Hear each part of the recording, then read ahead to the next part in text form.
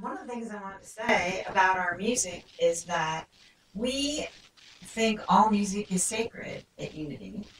And sometimes we have very traditional hymns, and sometimes we have congregation songs that are not so traditional.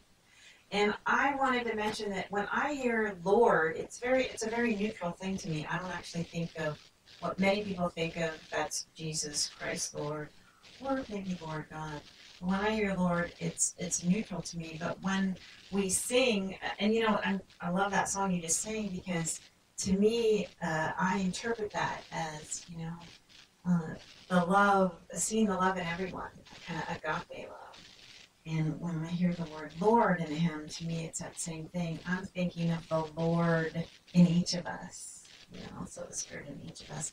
And also, the other reason I say that is because when I worked at Unity of Boulder, the secretary who was there for a long time, after I was a secretary, then I had a bunch of jobs there. First I was secretary, then she was a secretary. She would not come in till all the singing was done because it was wrought up in her past experiences with churches.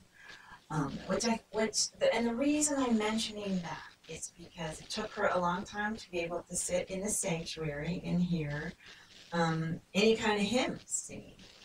And that is just a little message to us to notice how we are and notice what we think about every song or anything that somebody says, and just be loving and kind to ourselves about it. Now, last week, I spoke about change, and I forgot to say what I consider was one of my most important points. It cracks me up that Cindy and Morgan were gone, and they didn't notice that the bookstore is now closed. But I love that. Because that's the deal, that is just like the thing about change. And the point I forgot to say about change is change feels uncomfortable. It actually, you go through waves. Change feels exciting and uncomfortable. Like, yes, new, like, oh, not another change. You know what? We all have those feelings. And the change, but change does not feel good if you feel like things are changing to you, or on top of you, and you don't have a part in it. And let me say this. We want everybody to be a part of any changes we make here. You may miss a week and not know something is happening, or, because apparently we do things fast sometimes. But we want you to be a part of what we do. We are changing that room into a community room. So we've closed it down as the bookstore, and we have volunteers who are going to paint and fix it up and get furniture, and you're invited to do that. You're also invited to give us your opinion. Like, you're even invited to be a part of the change as far as expressing what you think. It does not mean you are signed up to paint. I just want to say that we actually value your input, and that does not mean that if you say, well, I think this should be blue, I do not like this peach color you've chosen, we will take that in. We may choose blue or we may go with peach, but we want you to know we care about what you think. And just because you think the wall should be blue, I'm not going to say, well, then you have to paint it. I'm not going to do that. I might say, hey, come join us for our painting pizza party, whenever that is going to be. But I really want to stress that that in order not to feel like change is happening to you, I invite you to be part of the change, any change. Now, be a part of our dynamic change, and that will be a part of your dynamic change. I'm going to ask Christy to pass out a little, have a worksheet, and on one side, she's going to pass it out to everybody. On one side is a poem by Rumi, and on the other side is a worksheet. Maybe you could pass on to the other side. Anyway, it's fine. So while you're waiting for your sheet, I'm going to read this poem. It is, I think I already said it's by Rumi, and I did not find a title for it. So and it may just be a part of a poem. This being human is a guest house. Every morning, a new arrival, a joy, a depression, a meanness, some momentary awareness comes as an unexpected visitor. Welcome and entertain them all, even if they're a crowd of sorrows who violently sweep your house empty of its furniture. Still, treat each guest honorably. He may be clearing you out for some new delight. The dark thought, the shame, the malice, meet them at the door laughing and invite them in. Be grateful for whoever comes, because each has been sent as a guide from beyond.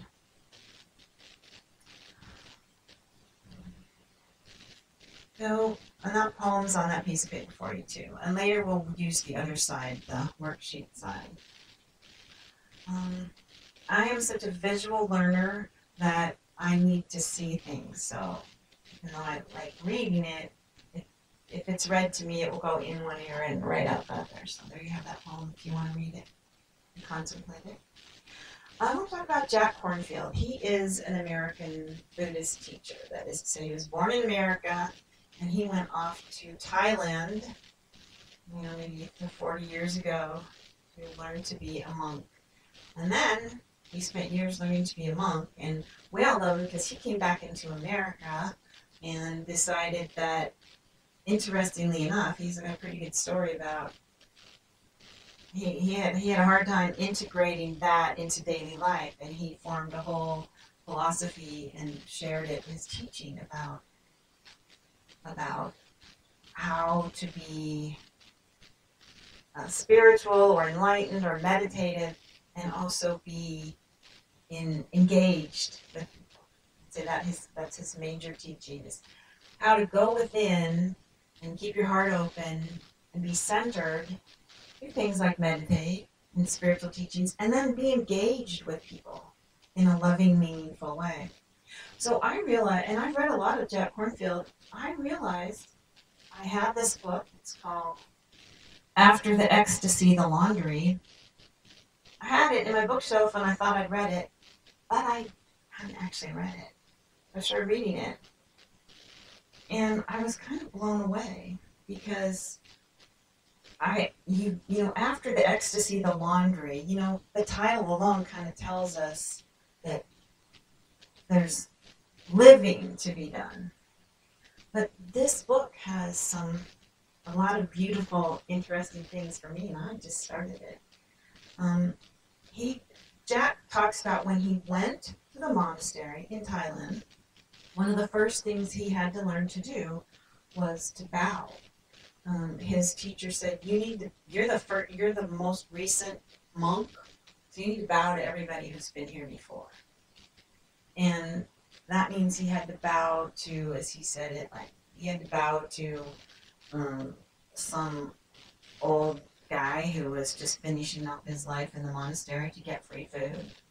And he had to bow to some person who was younger than him, who was stuck there by his family just so he could, be taken care of.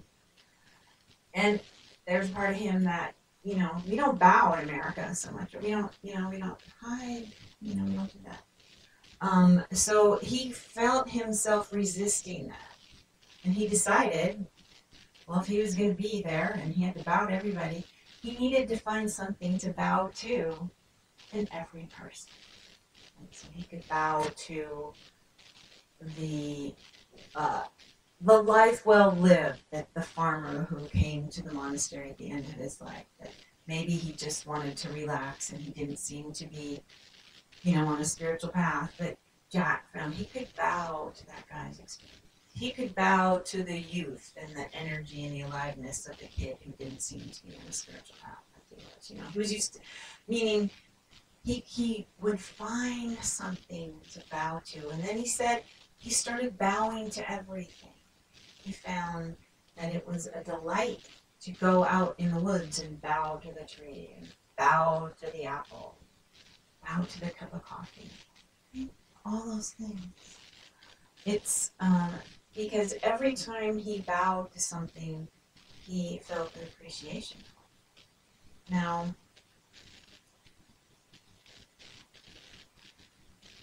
the way to do these things, is what I call impartial self-observation. That's a spiritual practice. He had to do a little impartial self-observation to recognize that he wasn't enjoying the bowing, and to find a way to enjoy the bowing, make it meaningful to him. Now, in unity, a prayer we say very often when we add it to a prayer is, "It is not I, but the Christ within that does the work." What we mean by that, I believe, is that the small self, or the ego, or personality self, may strive to be perfect or better, or whatever it is, but that it is the inviolate God part of ourselves, or the spirit part of ourselves, that does the work. So we're talking about balance between spirit, mind, and body this month. And let's just say, and it's interesting, there's not really an ego in there. Let's just throw the ego in with the body for now. The ego's in the body. But the spirit is, we have to, while we're on earth, we are this amalgam, right? It's pretty, I don't know about you, but I have a hard time finding my spirit from my mind, from my body, from my ego. But I can differentiate sometimes between the ego and the spirit, just as a voice. Right? I can differentiate between the ego and the spirit as a voice. But our mission this month is to notice the balance and how we do that. Now, what the teaching I want to stress and hopefully make clear to you that it will work for you is that the small self, or the ego, or just our human self, okay? You recognize that voice because it is kind of the wanting, we call it the small self for a reason. It's the part of you that's going to say, I can't, I won't, I don't like this, I'm not happy, you're doing it wrong. And the trick is we still gotta love and welcome that voice. You don't want to shut that voice down. But that's just to recognize it, but what I mean by small self. And we are here in this body, we are, let's see, I'm trying to think of a better word than stuck, but we're stuck with it. Because it's who we are. It is a part of us. But we are also stuck with the spirit part of us. That's the good news. We're stuck with the spirit. And when we say it is the Christ within that does the work, what we mean is you can quit trying to perfect yourself. Okay? You do not have to do any more self-improvement. Okay? Because the part of you that's God is God. The part of you that's spirit is ready, and it's there inside you. That's what we mean when we say it is the Christ within that does the work. It is the spirit within you that is going to react with love and kindness if you make a little space. And the funny thing is, you actually have to love the small self. What? To love the small self in order to make space. You can't be trash talking yourself or anybody else in order to make space for spirit. Now, I want to read 2 paragraphs which I found awesome, that I found a bookmark that was past this part, but I don't remember it. This is about Jack Kornfield. Says he's met a lot of enlightened people. And he says that here's the lesson. They're not just enlightened and then they're enlightened retired. They're still cooking, so to speak. So this particular teacher, he had a big awakening at the age of 58 after many years of practice. And at the same time, he had a career and he was raising a family. And this is what he says. He says a lot of stuff, but he just explains how he had this big enlightenment. You know, he studied for years, and then he had this beautiful sense of overwhelming peace at a retreat. For days I rested in this timeless utter peace. My body floating, my mind empty. I would wake up and waves of love and joyful energy would stream through my consciousness. Insights and revelations came one after another. I saw how the stream of life unfolds in patterns that we create as the flow of our karma. I saw the whole idea of spiritual renunciation as a kind of a joke. In fact, nirvana is so open and joyful. It is so much more than any of the small pleasures we grasp after. You don't renounce the world, you gain the world. So that's, as soon as I heard about enlightenment, that's what I wanted. And I have experienced it sometime. But I confess that I keep thinking, or kept thinking, maybe till I read this book 3 days ago, that I would get to a state where I could just remain there. That I would just be blissfully happy, and you could come up and try to push my buttons and they wouldn't push. I'd just be blissed out and see you as the Christ, and everything you did is perfect. Well, this is what this man wrote after that. Some months after all this ecstasy came a depression, along with some significant betrayals in my work. I had continuing trouble with my children and family too. All my teaching was fine. I could give inspired lectures, but if you talk to my wife, she'll tell you that as time passed, I became grouchy and as impatient as ever. I knew that this great spiritual vision was the truth. Yeah, I knew it was the truth. And it was there underneath, but I also recognized how many things didn't change at all. To be honest, my mind and personality were pretty much the same, and my neuroses too. Perhaps even worse, because I saw them more clearly. Here were these cosmic revelations, and I still needed therapy just to sort through the day-to-day mistakes of living a human life. I just was so happy when I read that. I was so happy when I read that because I had fallen for the Disney princess story. After all, I think I haven't. I tell everybody how all this month, balance is a process. We're never perfectly balanced. And yet I was thinking that I was going to reach an enlightened state and be happy and awesome, and you would see light shoot out of my eyes, and everybody would want to come and sit at my feet, and I wouldn't be bitchy or anything. So all I can say is, I didn't even know I was hanging on to that, and I'm so happy to let it go, at least until I forget. I can't promise anything, but it was, I felt, if not a wave of enlightenment and bliss, I felt the freedom and a recognition of, there was another boulder I was hanging on to that was in my way of happiness.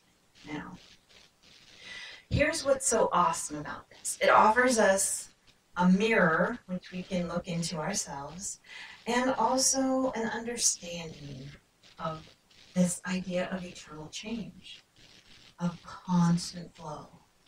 Again, there is no enlightened retirement. I was thinking, so what is the Christian parable? And I thought of the parable of the talents. I'm not going to read you the parable. You can look it up in Matthew, and I have it here if you want. But the basic story is Matthew 25:14-35. Jesus is speaking. He talks about there was a man who went on a journey. He summoned his slaves and entrusted the property to them. He gave them 5 talents. He gave somebody 2, another 1, and he went away. And when he came back, some of the servants used the talents wisely and made more money, and some of the people did nothing. One of them buried it. So the master got, he, well done, good and trustworthy slave. You have been trustworthy in a few things. I will put you in charge of many things. Except for that one who had received 1 talent and said, I went and I hid your talent in the ground because I didn't want to mess up. And he, this master's wicked and lazy slave. He came out harsh on him. You ought to have invested the money. So give me this talent, and he gives it to the man who invested it. And he, threw him out into the outer darkness, where there'll be weeping and gnashing of teeth. And I'm not leaving out the weird parts of the Bible because, Now, we interpret this metaphysically, as Cindy said in our opening thing, which means we look at this as a mirror. So we're not thinking of investing our money in the stock market wisely or rashly or burying it in the backyard. Who knows? That might be the best thing to do with money. I don't know. It's all about money. It's about what's in you. And I'm going to say it's not about talent. That's kind of the obvious thing, talent, which meant coin.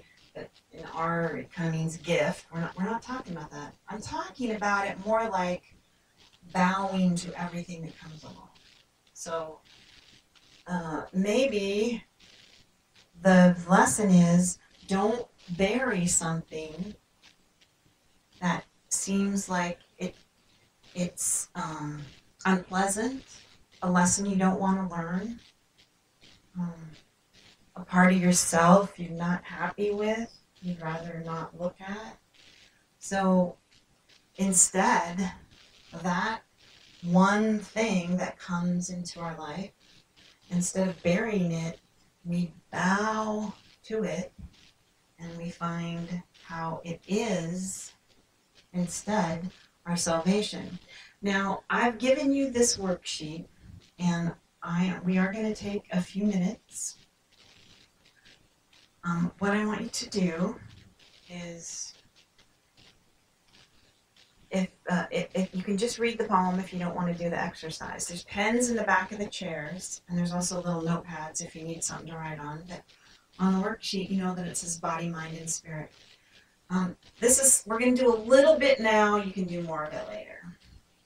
What I want you to do is ask yourself this.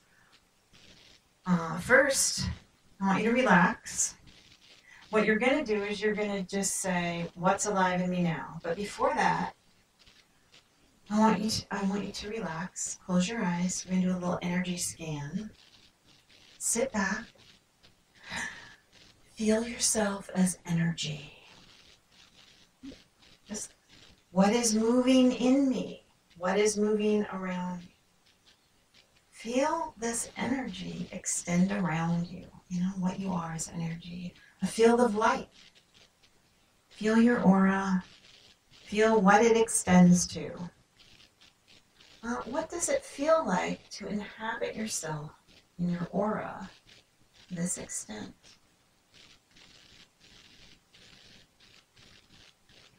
As soon as you have a sense of feeling your energy, open your eyes and at least write one in each column. What's alive in me now? What's alive in my body? Like, for example, me, I'm going to go, there's some energy of pain in my hand. There's some energy of excitement in my solar plexus, in my body. For my mind, I might think, what's alive in me now? A complete blank. All right. What about my spirit? What's alive in me now in my spirit? Joy. Such joy. So just take a few minutes, write a few things. Okay, I'm just going to time it. I'm going to give you 1.5 minutes, which is going to seem like forever.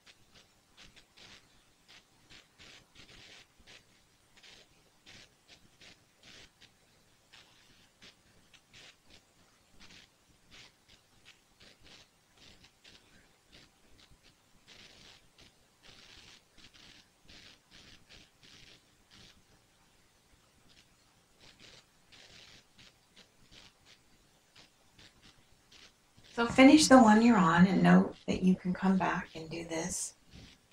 Might be a great thing to do with a little more time, a little more space. And if you are so inclined, take a minute to share one thing to your neighbor. You know, if there's somebody by you and you want to share it, see if they're willing to listen to what one of the things that's alive in you now is. Just share one thing, body, mind, or spirit.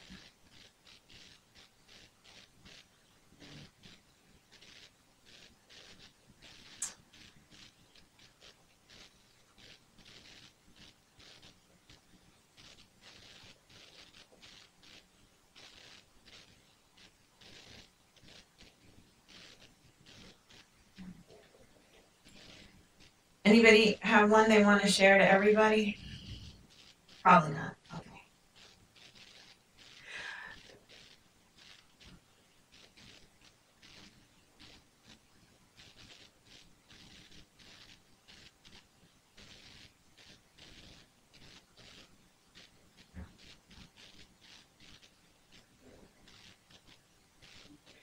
So remember these, talk to each other about them when the service is over, when you're having coffee and tea and cookies. And let me tell you about next month. Next Sunday is going to be April. And the April learning theme is growth and renewal. And for a little continuing, let me say this, which somebody told me yesterday. Real wealth is allowing yourself to accept and experience our particular requirements for growth. Mm-hmm. Is it? When is it? March what? Oh, I forgot. March snuck in that extra day. Well, that'll be exciting. 2 weeks it's April. I'm still going to tell you April's learning thing. Which is growth and renewal. And I still want you to know that real wealth is allowing yourself to accept and experience our particular requirements for growth. Okay, so just let that sink in with you all month. And let's take an offering for unity. We welcome our awesome children back into our room. And we're going to say our affirmation.